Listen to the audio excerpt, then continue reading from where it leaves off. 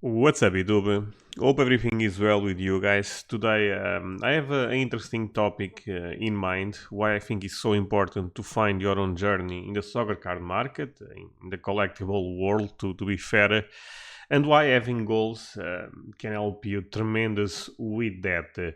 I suspect this video will not be for everyone. Being real, I think can be a little bit boring, but I also think for the ones that will stay with me, they maybe can learn something or at least think about something that I say on the video that may help you in the future. So guys, same thing again. If you can leave a like, I would appreciate quite a lot. I put a lot of effort doing videos like this, so I think a like is more than fair. It's free content at the end of the day, and again, for you super easy, for me means a lot.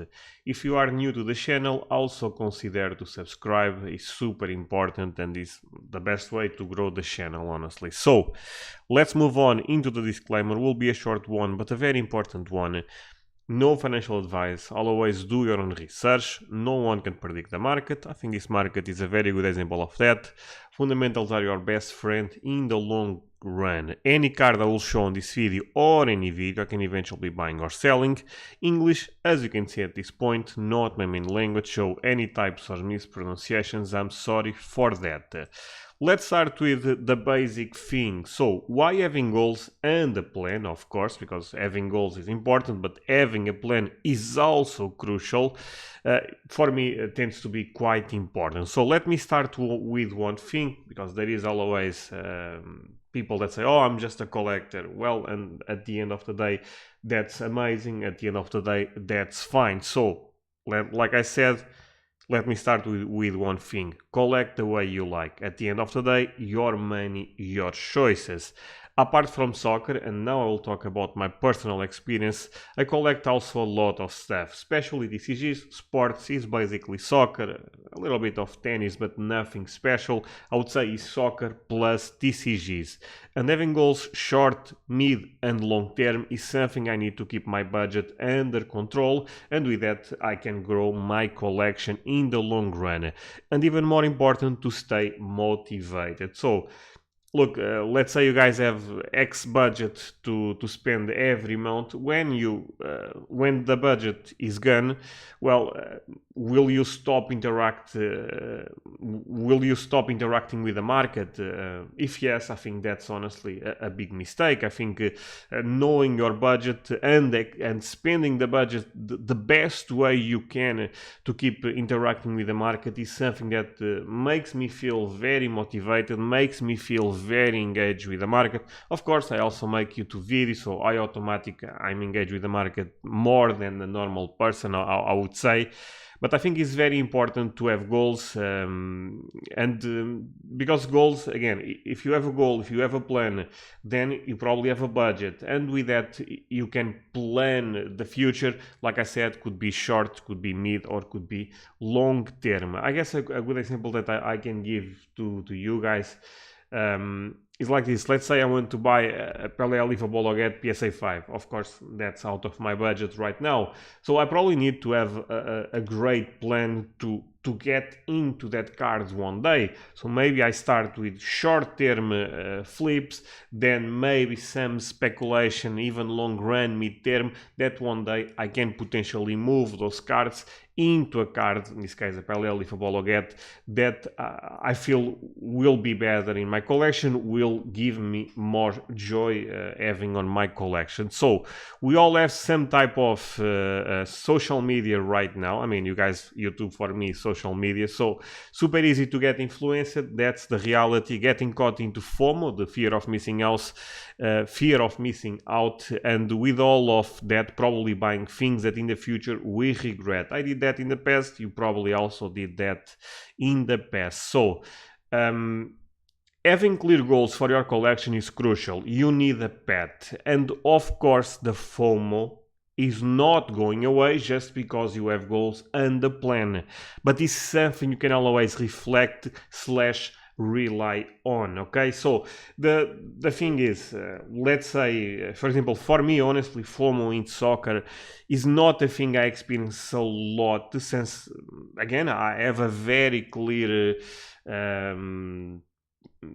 goal, a very clear type of pet that I know what I want to target. I like Messi stuff, I like Maradona stuff, and I know, and of course Cristiano Ronaldo, Pelé, and I know more or less the cards I want to buy. Apart from that, I also have a couple of legends like Iniesta, like Xavi, that I also want to have certain key cards. So, but it's not a lot of stuff being real with you guys at this point. For me, it's more about actually upgrading certain grades that actually acquiring the cards I really want.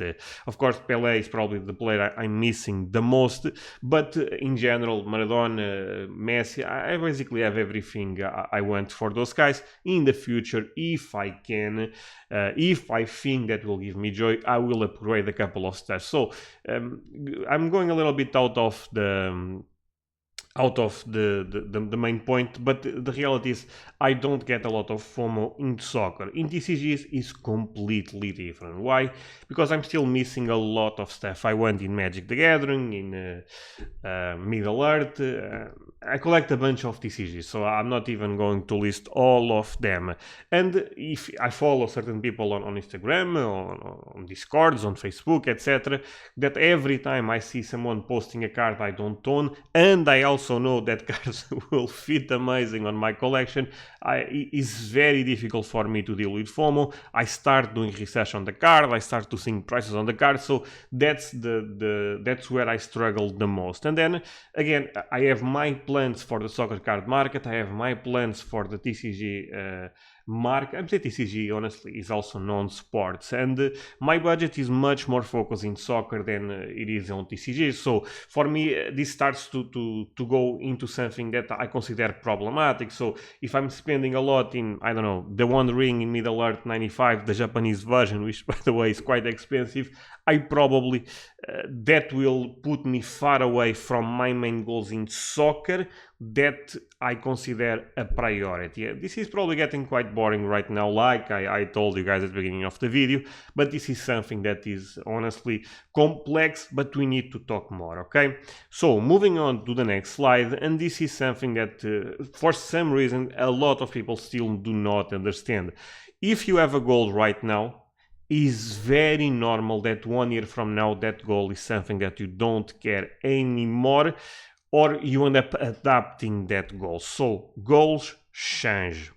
In the market like soccer, where we learn constantly about new releases, rarity, etc., it's very normal to change / adapt your goals over time. Well, for example, I guess at this point I can share totally. I guess I can share this with you guys.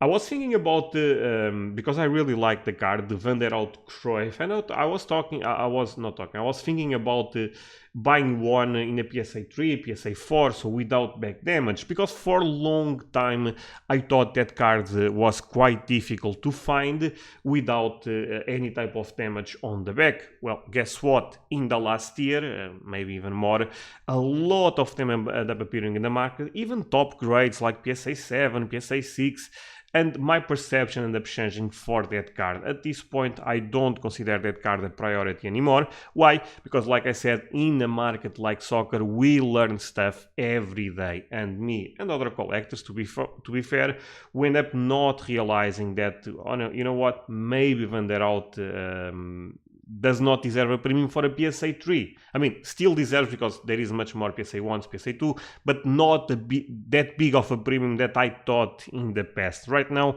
I'm more in a position that I need to wait and see what's going on, and maybe 1 year from now, well, guess what? The goal can still, I can still have again that goal. So goals change in a market like soccer. Look, guys, if what you know right now about the market, I can guarantee you will be quite different in 1 year from now, 2 years from now. Talking from personal experience, we start understanding rarity much more.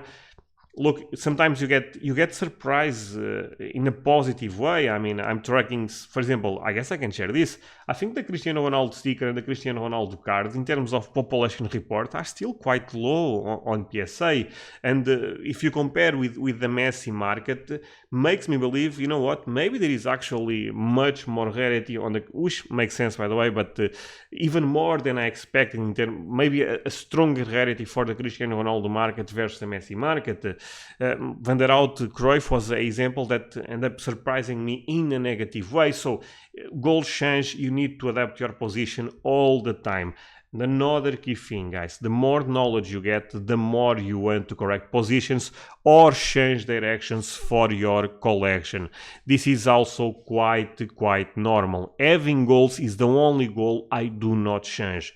I'm gonna repeat this again. Having goals is the only goal I do not change. And of course, we'll reach goals eventually and replace them with new ones. So there is also that. I remember a year ago, my initial goal for Maradona was to have... not a year ago. I don't know why I said a year ago. What I wanted to say was I remember when I started actually entering the market, my initial goal for Maradona was to have a copy of 79 Panini Calciatore. In my mind, that was the grail. With time, I understood that the 77/78 releases are actually more special, better fundamentals, and this goes into a question related with the finance side of the Maradona market, and it's not a video for that, to be fair. Even I still think the 79 Calciatore is a classic in terms of design, in terms of eye appealing, etc. But you guys can see my position when I ended up entering the market. This card, the Maradona Calciatore that you guys are seeing on the screen, for me was the grail for Maradona. To be fair, you can still make an argument that in the PSA 10 maybe still the grail. Like I said, that's a completely different conversation. But I really thought this is the only card I want for Maradona. With time, you start understanding that, you know what, I'm still not the biggest fan of the POG for Maradona, but I understand that's an important release in Argentina. That was the way Argentina ended up releasing stuff around that time. There is some type of... I would say there is a lot of history actually because of that. There is, like I was saying, great fundamentals for the 77 disc, and in terms of rarity seems quite more difficult to find than the 79 Panini Calciatore. Well, comparing a Panini sticker versus release only in Argentina is it's two different worlds basically. And of course I start looking at Libro de Estampas, Crack Campeonato Mundial. All of those releases I think are quite more interesting than the 79 Panini Calciatore, even though, like I said, I still think is a great card. And but this is a cycle, you know, guys. So I guess with Maradona I can even explain my thoughts a little bit better. So I started going for this one, then I was more into the disc, then at this point, for example, and by the way, my mind can change tomorrow, but at this point I believe the Libro de Estampas Argentina Campeão can actually be one of the best buys. Again, no financial advice by any means. I'm just sharing with you what I believe. But keep this in mind. Even if I'm saying that the Maradona Libro de Estampas could be one of the best buys right now for Maradona, I also had wrong thoughts in the past. So take everything with a grain of salt, okay? But for example, right now, I kind of believe the Libro de Estampas in terms of rarity is super strong. In terms of eye appealing, I personally like more than the 77 disc. I like the fact it's 78. Again, different conversation for another day, but what you can see is a cycle even on my goals. So, to finish my thoughts, I write a lot of my goals, pros and cons, my plan, etc. And I find that super important. Why? When your perspective changes, confronting your old beliefs versus new is what makes you have better decisions. So, it's very important to always have critical thinking, even when you are sure about something. So, when I start realizing, you know what, why I believe the 77 disc is more important than the 79 Calciatore, what in the past made me believe that the 79 Calciatore was the way to go, probably because the Panini premium is real, probably because the picture is much, for me at least, until this day, I think is much more iconic. So it's not like that my old goal was that bad. Again, more knowledge, more education on the Maradona market, I end up realizing different things, but trying to confront them, I think, is honestly quite important. So moving on, and I will not spend a lot of time today with with Patreon and Discord. Let me say just one thing, guys. We are more than 700 members on Discord. If you want to join, I'll leave a link below the video / description. I think it's an amazing place to learn and share. About the Patreon community, you guys need to pay $10 if you want to have access to a new video Wednesday and the extra audio on Saturday. I put a lot of content there. Of course, I try to justify the $10 you pay, giving you a lot of content I think is valuable content, but at the end of the day, just join the Patreon if you want to support the channel, if you enjoy the work I've been doing. I will also leave the link below the video for the Patreon. Let's move on. So, find your journey, be an independent thinker. And this could also go into critical thinking. So I was talking actually about the Patreon. And I know, of course, there is a lot of Patreon members watching the video. And they can tell you in the comments if they want. One thing that I always say on the Patreon community is, look, I make a Q&A every Wednesday. So actually tomorrow I will make another one.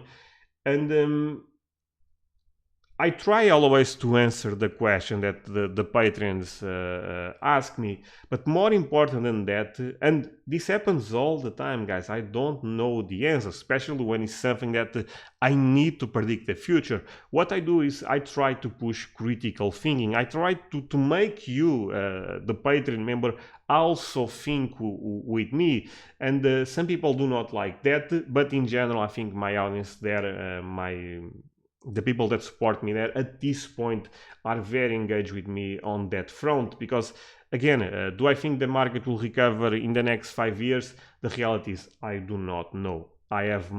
Since I'm bullish on the market, I probably would say yes if I had to say something, but more important than that is actually having a long debate, is actually try to have, again, critical thinking, or even more important, because those are two different things, be an independent thinker. When I say independent thinker, well, keep one thing in mind, we all end up growing in communities, we all have people around us that even if we try our best to not get influenced, is impossible. And so we are a reflection of people that are around us, for people that we know that tend to influence us quite a lot. So being an independent thinker in a philosophical way can actually be something that is impossible to obtain. But I'm not going into that direction, honestly. This is not the channel for that.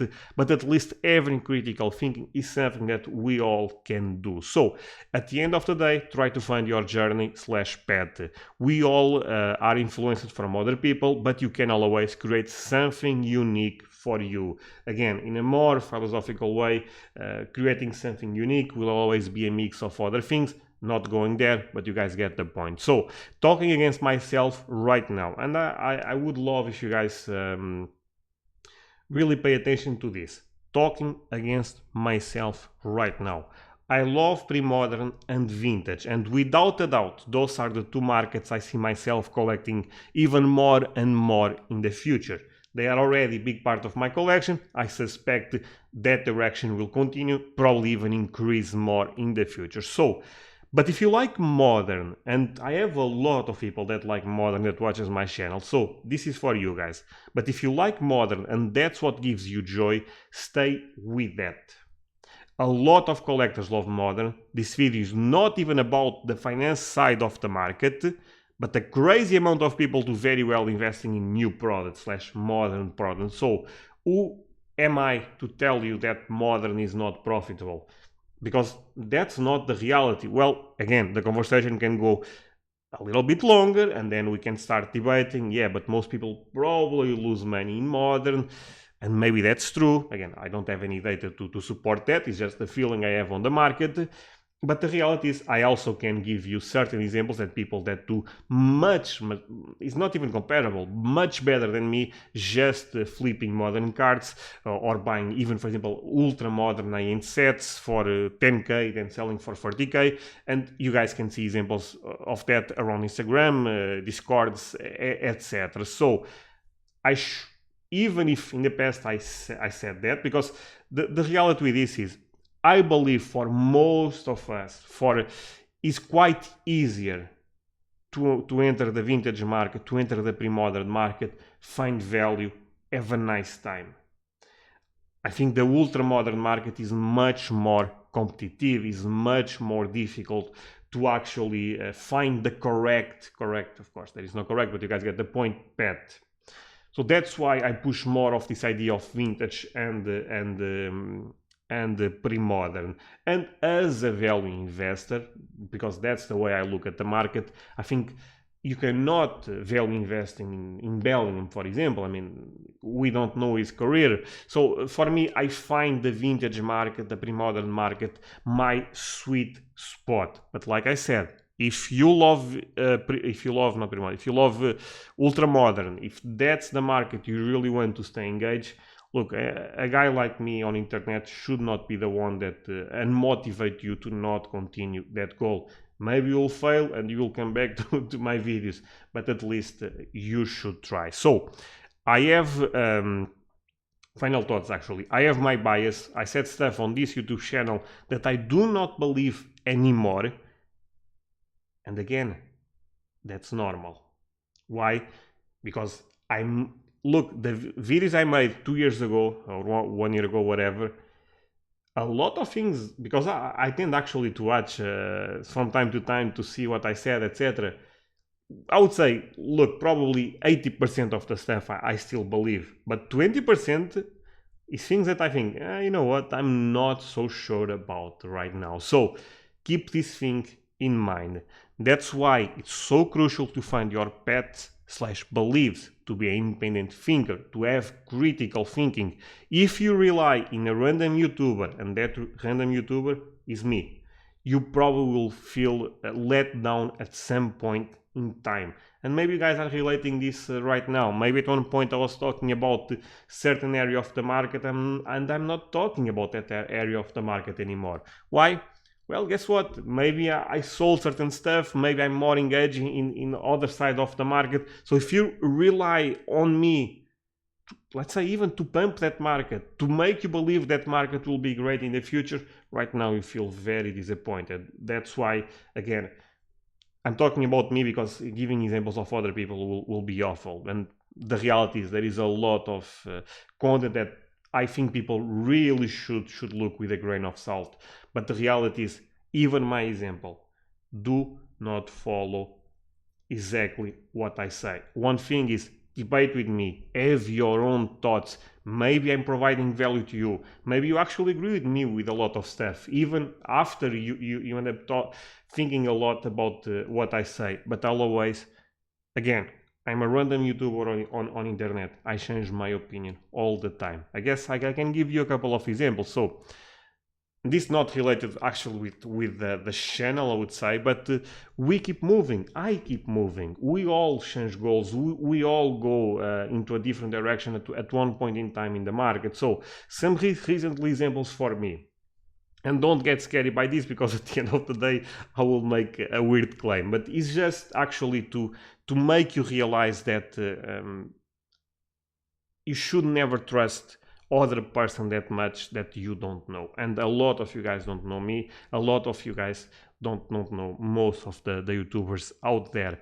Again, guys, don't think I really have bad intentions for the channel, for you. No, that's not the case at all. I actually try to make videos that I honestly think can provide value to you. I honestly think they have some type of morality, but at the end of the day, that's something that can change in the future. So, for example, I started one of my main goals, and I have videos on this on YouTube, was trying to complete all the cards I really love in the soccer card market. And those are the cards I really love in the soccer card market, talking more about the pre-modern era. Then, well, since I ended up reaching that goal, of course I can always upgrade grades, but I don't even care about grades that much, to be fair. As a collector, as an investor, completely different things. Well, I started looking at the Messi market again. You know what, Messi is probably my favorite player. Actually my favorite player is Ronaldinho, but I would say from the GOATs, Messi is probably my favorite player. I started actually trying to complete the collection of all the Mega Cracks inserts, which, by the way, this picture is not even the reality right now. I upgrade this one, I have another one coming. So there is a lot of upgrades basically already on this picture, and this is actually a market that I'm still engaging. And lately I've been actually finding a lot of joy collecting pre-war, for example. So those are the only two cards that I have in pre-war, so don't think I have a big collection. Not the case at all. Actually, I have another Konig. I bought another Konig recently that I'm still waiting. But again, it's still a small collection. But can I see me in the future trying to complete? I would say that's not realistic. But having a big collection in pre-war, yes. So if you guys are still stuck in pre-modern with me, look, I'm always changing my goals. That does not mean that what I try to share with you on my videos is outdated. Not the case at all. But if you just follow one person, again, looking what I